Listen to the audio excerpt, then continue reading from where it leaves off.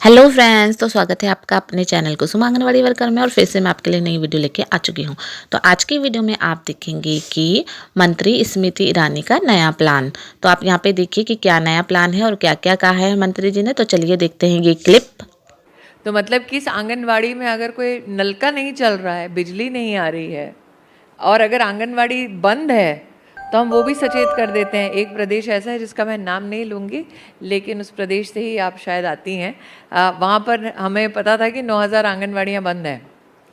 तो हमने प्रदेश से कहा आपके 9,000 आंगनवाड़ी बंद हैं, खोलने का इरादा है या बंद कीजिएगा।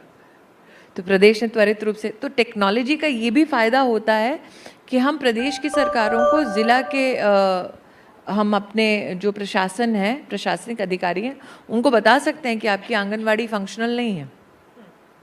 हर आंगनवाड़ी की अगर आप होम विजिट्स ही देखें, हमको पता चल जाता है कि किस बेनिफिशियरी के पास, भारत सरकार में हमें पता चल जाता है कि अब तक कोई गया नहीं है। हर महीने 2.5 करोड़ हमारे देश में आंगनवाड़ी का हमारा सिस्टम होम विजिट करता है। मतलब साल का कम से कम 24 से 25 माध्यम से होता है। जो बाहर में आंगनवाड़ी महिलाएं हैं, जो आपकी बहनें हैं, उन्होंने मुझे बहुत अच्छी बात बताई। और जो बिहार में हमने देखा था एक मुस्कुराता हुआ चेहरा महिलाओं का, और मैम ये बहुत बड़ा ट्रांसफॉर्मेशन है। और शायद जो एजेंट्स ऑफ चेंज बोलते हैं वो महिलाएं होती है। उन्होंने बताया कि पहले मंगलवार को वजन दिवस होता है, दूसरे मंगलवार को गोद भराई, थर्ड पीटीएम दिवस, और उसके बाद सुपोषण दिवस। ये बहुत ही ऑर्गेनाइज्ड है। ये पोषण ट्रैकर है। और पोषण ट्रैकर कोविड के वक्त बनाया था, 3 महीने में। ट्रैकर बनाने वाले मैं और ये 2 अफसर यहीं सामने बैठे हुए हैं। तो कई लोगों ने कहा बहुत एम्बिशियस है, फिर कुछ लोगों ने कहा अरे इतना एम्बिशियस है कि बड़ा महंगा पड़ेगा। हमें डोनेशन मिली, हमें सहायता मिली। हमने कहा कि हम इसको सरकारी सिस्टम में ही बनाएंगे और ट्रैकर को बनाकर डिप्लॉय हमने पूरा का पूरा काम 3 महीने में किया। प्रधानमंत्री जी ने कहा भले ही कोविड की विषम परिस्थिति आई है, लेकिन ये नहीं है कि गवर्नेंस में हम लोग कमज़ोर पड़ जाएं।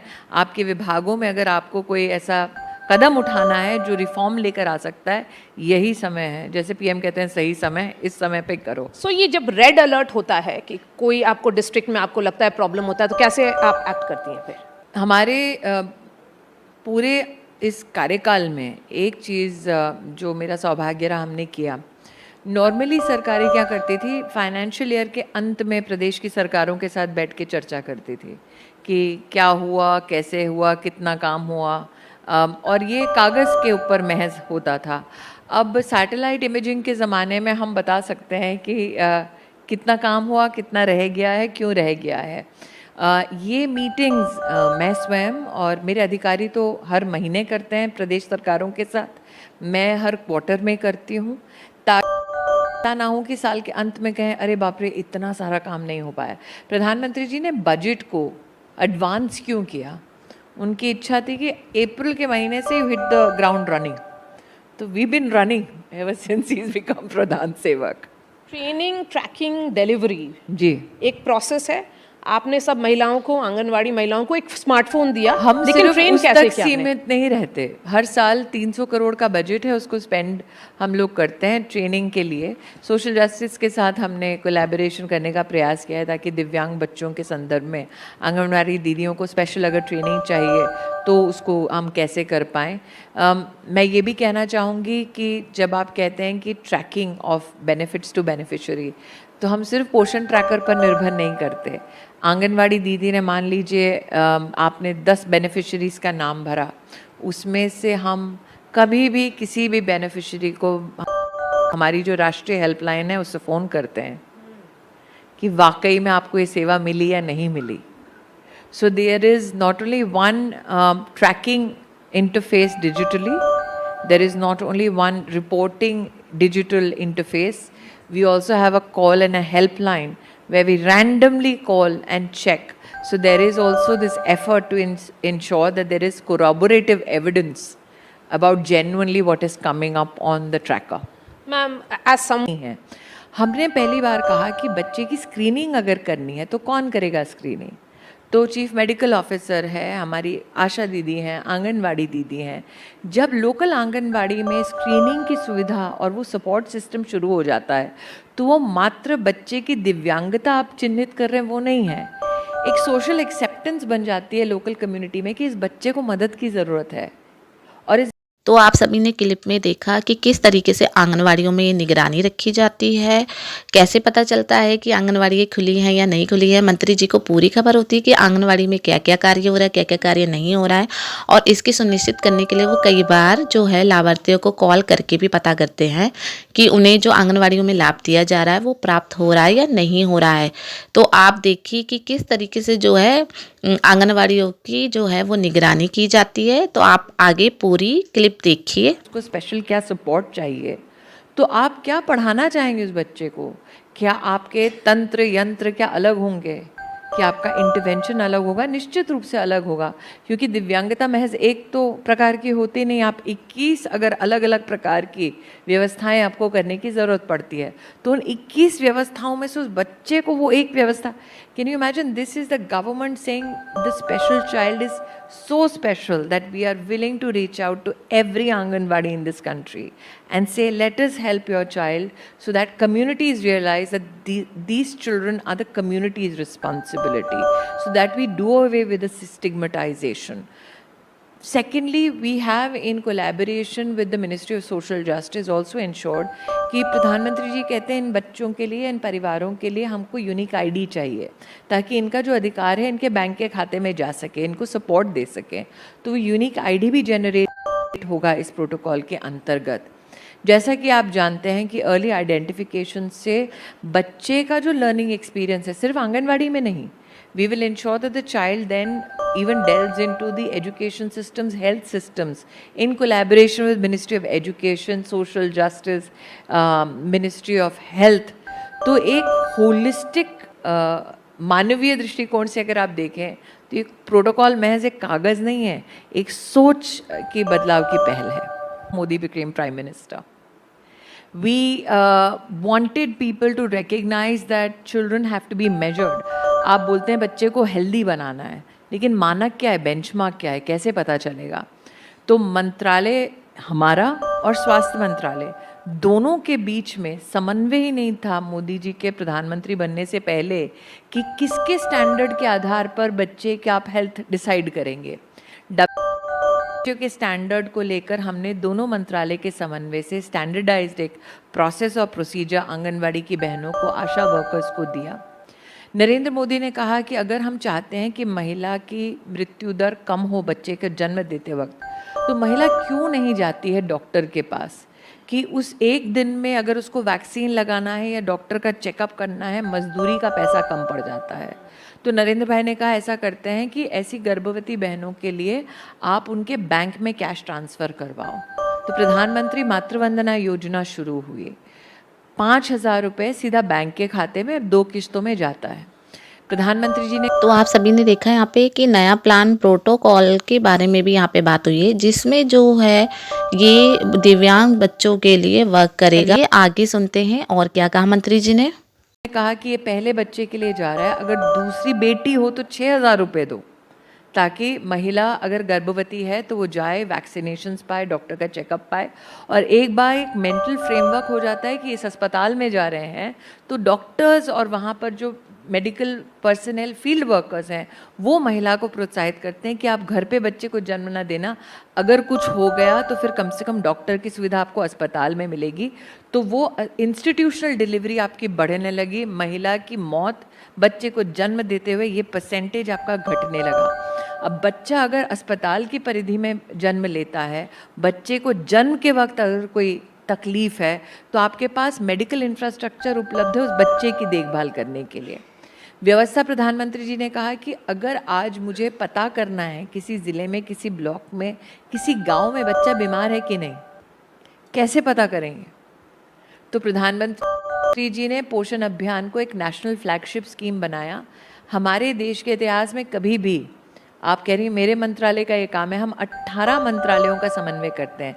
18 मिनिस्ट्रीज कोलैबोरेट अंडर द पोषण अभियान, which means 18 ministries includes ministry of agriculture, अब कोई सोचेगा कि आंगनवाड़ी में एग्रीकल्चर का क्या काम है। हमने पोषण वाटिका बनवाई, देश भर में 2 लाख से ज़्यादा पोषण वाटिका बनाई, जिसमें हमने कहा कृषि विज्ञान केंद्र कहीं चल रहा है उसके कृषि विशेषज्ञ को बुलाओ, वहाँ की जो टोपोग्राफी है उसके हिसाब से स्थानीय कौन सी वेजिटेबल्स उग सकती हैं जो आंगनवाड़ी की बहनें बच्चों को वहाँ खिला सकती हैं। तो देयर हैज़ बीन, कहते हैं ना, God is in details, and the Prime Minister finds God in that detail almost in every project that he undertakes. It's also about early. आकांक्षी जिलों की बात कर रहे हैं। प्रधानमंत्री जी ने जब आकांक्षी ज़िले या फिर प्रधानमंत्री जनमन, जो विशेष आदिवासी समुदायों में सोशल इंफ्रास्ट्रक्चर को पुनः उसे सुदृढ़ करने की दृष्टि से प्रधानमंत्री जी का संकल्प रहा, तो उन्होंने कम से कम हमारे मंत्रालय में सक्षम आंगनवाड़ी की हमने कल्पना प्रस्तुत की, जिसमें देश में 2 लाख आंगनवाड़ी जो सिर्फ और सिर्फ हमने एस्पिरेशनल ज़िलों से शुरू की, अब आदिवासी अंचल में भी हमारा विशेष 2500 से ज़्यादा आंगनवाड़ियों को विशेष सारे रूल्स रिलैक्स करके, क्योंकि आंगनवाड़ी बनता है तो उसके आसपास में आबादी कितनी है उसके हिसाब से आंगनवाड़ी चिन्हित होता है। आदिवासी अंचल में आबादी शायद उतनी ज़्यादा ना हो, फिर भी तो आपने सुना कि यहाँ पे PMMVY यानी कि प्रधानमंत्री मातृ वंदना योजना की बात भी कही गई है, जिसमें कि महिलाओं को पहले बच्चे पे 5000 और अब जो है न्यू स्कीम लागू की गई है कि जब दूसरी भी अगर कन्या हो, दूसरी बेटी होने पर जो महिला को 6000 दिए जाएंगे। यहाँ पे पोषण अभियान की बात भी की गई है और किस तरीके से आंगनवाड़ी को सक्षम आंगनवाड़ी बनाया जा रहा है, मंत्री जी ये बता रही हैं। तो चलिए सुनते हैं आगे और क्या क्या मंत्री जी ने कहा है। सड़क की ज़रूरत है तो आप रूल्स रिलैक्स कीजिए, उनके लिए विशेष बनवाइए। साथ ही मुझे लगता है सक्षम आंगनवाड़ी की जो कल्पना है वो साधारण आंगनवाड़ी नहीं है, भारत नेट से जुड़ा हुआ वो आंगनवाड़ी का स्पेस है। ऑडियो विजुअल लर्निंग वहाँ पर डिवाइसेस या फिर इंगेजमेंट्स और प्रोटोकॉल्स उपलब्ध हैं, रेन वाटर हार्वेस्टिंग की पूरी व्यवस्था उपलब्ध है। और आज के दशक में अगर हम कहें कि आंगनवाड़ी को सिंपली एक छोटा सा कमरा है, वो आंगनवाड़ी दीदी है, वैसी कल्पना प्रधानमंत्री की नहीं थी। उन्होंने कहा हर आंगनवाड़ी बहन के पास एक स्मार्टफोन हो और स्मार्टफोन में एनालिटिक्स के साथ उनके पास एक ऐप हो, डिवाइस इनेबल्ड हो कि वो हर एक बेनिफिशियरी तक, लाभार्थी तक, एस्पिरेशनल डिस्ट्रिक्ट को पॉलिटिकल एस्पिरेशन से जोड़ना गलत होगा। जब प्रधानमंत्री जी ने आकांक्षी ज़िलों के बारे में अपनी चिंता व्यक्त की या फिर आकांक्षी ज़िलों को चिन्हित किया, तो उनकी विशेष चिंता महिला और बच्चों की दृष्टि से 2-3 थी। एक, माता मृत्यु दर, मतलब बच्चे को जन्म देते वक्त माँ का देहांत ना हो, ऐसी व्यवस्था हम लोग करें, जिसका मतलब कि क्या हम महिलाओं को इंस्टीट्यूशनल डिलीवरी, मतलब अस्पताल में बच्चे को जन्म देने के लिए क्या प्रोत्साहित कर सकते हैं। दूसरा, प्रधानमंत्री जी की चिंता थी कि 6 साल से कम उम्र के बच्चे, हम जानते हैं कि 85% बच्चे का जो मानसिक विकास है, मेंटल जो एक ग्रोथ है, वो सबसे बढ़िया होता है 6 साल से कम उम्र में। प्रधानमंत्री जी की ये चिंता थी कि क्या वो बच्चा हृष्ट-पुष्ट है, पौष्टिक आहार अथवा पोषण की दृष्टि से, न्यूट्रिशन की दृष्टि से क्या उस बच्चे के पास सारी सुविधा है या नहीं है। तीसरी उनकी चिंता थी एकेडमिक ड्रॉप आउट, स्पेशली लड़कियों की। तो क्या बेटियों की पढ़ाई की व्यवस्था, वहाँ पर स्किलिंग की व्यवस्था क्या हम ढंग से कर पा रहे हैं या नहीं कर पा रहे। ऐसे कई मानकों पर जो ज़रूरी है एक समुदाय के विकास के लिए, सोशल इंफ्रास्ट्रक्चर को कैसे हम और सुदृढ़ कर सकते हैं, उस दृष्टि से प्रधानमंत्री जी ने आकांक्षी ज़िले हमारे देश में चुने। आकांक्षी ज़िले लोग जैसे बीमारू स्टेट्स कहते थे, उसी प्रकार से एक स्टेट के अंदर ये बीमारू ज़िला हुआ करता था। और अगर आप किसी प्रशासनिक अधिकारी से पूछें तो वो उस ज़िले में अपनी पोस्टिंग को पनिशमेंट पोस्टिंग मानते थे। प्रधानमंत्री जी ने ही literally flipped the entire administrative framework. उन्होंने कहा जो आपका सबसे काबिल ऑफिस हो, आप उनको एस्पिरेशनल डिस्ट्रिक्ट का दायित्व दीजिए, और वो डिस्ट्रिक्ट उसके अफसरों को ये बता दिया जाता था कि आपको नेशनल बेंचमार्क क्या है, राष्ट्रीय उपलब्धि का स्तर क्या है, या आपके प्रदेश की उपलब्धि का स्तर क्या है, क्या आप उस स्तर तक पहुंचा सकते हैं। तो एक कोलैबोरेशन लेकिन कंपटीशन की भावना ब्यूरोक्रेट्स में भी जागृत हुई। उसमें सिविल सोसाइटी को साथ लिया गया कि अगर आप एनजीओ चलाते हैं किसी विशेष वर्ग के लिए, महिला के लिए, बच्चों के लिए, वृद्धों के लिए, तो क्या आप अपने सिविल सोसाइटी लीडर्स को, थॉट लीडर्स को ज़मीनी स्तर पर प्रशासन के साथ क्या समन्वय में या कोलैबोरेशन में जोड़ सकते हैं? तो मुझे लगता है मारिया जी, आज की ये हेडलाइन किसी पॉलिटिकल विश्लेषक के लिए बहुत ही सुहावनी होगी। सिंप्लीफाई की होगी उन्होंने कि मोदी मैजिक क्या है, बस एस्पिरेशनल डिस्ट्रिक्ट में इतनी सीटें बढ़ गई। लेकिन मोदी का संकल्प जो है वो विकसित भारत का संकल्प है, और विकसित भारत अगर हम बनाना चाहते हैं तो उसको फाउंडेशनली स्ट्रॉन्ग करना पड़ेगा।